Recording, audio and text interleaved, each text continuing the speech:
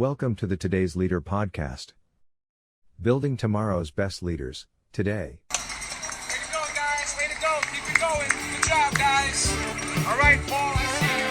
All right, John, let's finish. Sean, Coach Carl. Great job, guys.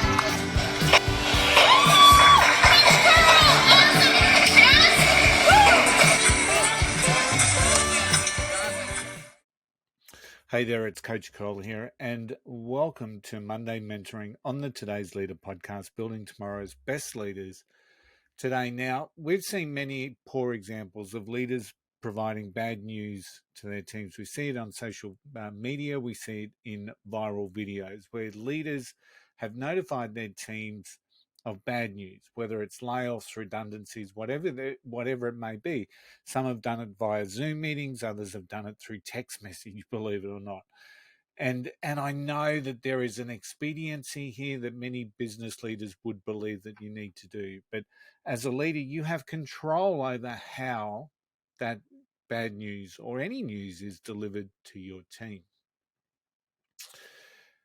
Is it conducive of you to make sure that the communication is relevant and it's needed for the team members? So if you do have bad news, do you announce that you're going to have a meeting? Do you do it as a group? Do you do it individually? These are some of the questions that you have to actually ask.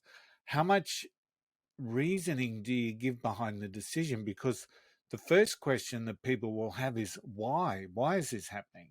So you do need to think about what is the reasons and what is the purpose behind the bad news, because people will naturally ask that question.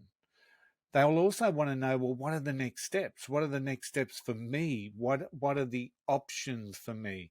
What is it that I have available to me to potentially help me get other jobs? Or is it just pack up your bags, your laptops will be deserviced in the next 5 minutes or something, which is one of the bad examples that we actually saw.